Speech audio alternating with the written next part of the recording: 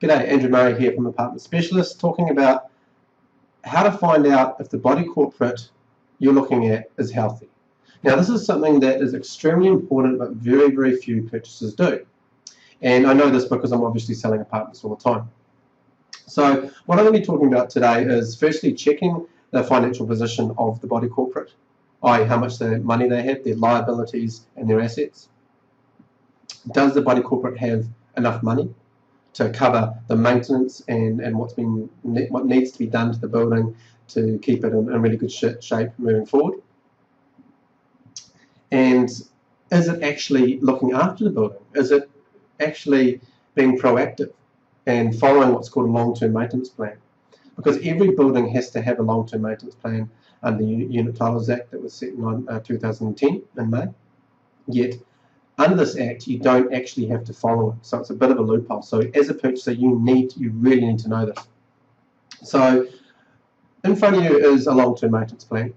But firstly, why should you care? Why does it matter? Most people just say, look through the body corporate minutes and make sure it doesn't leak. Well, you should care because if the long-term maintenance plan isn't being followed, that tells you the body corporate doesn't care about the maintenance of the building. And a building that is not maintained well will have issues, just like a house that's not maintained well. And it'll be more likely to leak and more likely to have problems, which will cost you money and lead to high body corporate fees, or have a leaky building, and there goes your investment. So what I'm going to do is show you today how you actually check how healthy an apartment body corporate is. And I'm going to start here with a long-term maintenance plan.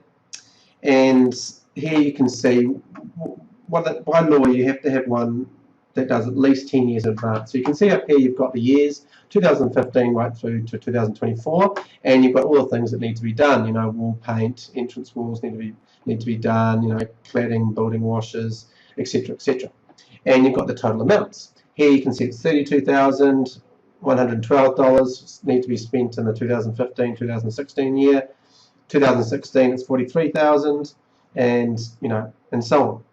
And so what you're going to be doing here, what we're going to be doing is checking that these amounts are actually going to be firstly they're there, and the work's being done, and secondly, the money is being set and being raised for the future. Okay, so if we look at the next one I've got here, which next we're looking at obviously the balance sheet. Okay, so what are the assets here? You can see here you have a total equity of $80,000 last year and $138,000 this year. So that tells you that the body corporate's financial position is increasing. That is very good. Now what you need to then check is, okay, it's increasing because A, are they doing nothing? Or B, they're putting a lot aside money. So they're putting aside more than they need, which is what you want them to be doing. In this case, they are actually doing the work, which is good. And so that shows you in a very good position. Next, you're looking at obviously the contingency fund and the long-term maintenance fund. Now these are actually all the same thing. Now, a contingency fund, you may have heard of what's called as a sinking fund. It's the same thing. The sinking fund is the old-fashioned terminology. The contingency fund is the new. And the long-term maintenance plan here is a long-term maintenance fund. So you actually add these all together, and it comes to around about, you're looking at probably about close to $75,000, which that's how much money has been put in just this next year's budget towards obviously looking after the building, which is very good. Because if you match it back to what we were looking at before, which is this amount, is easily enough to cover that $32,000 for this year and some extra to be building up the contingency fund for the future. So now we need to look at the budget. So this is where we're looking at, okay, what's happening? We've got enough money now.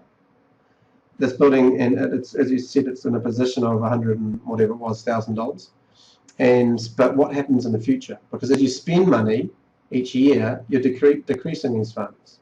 So you need to make sure that the budget is being set to increase, otherwise your body corporate levies are going to need to be increased in the future.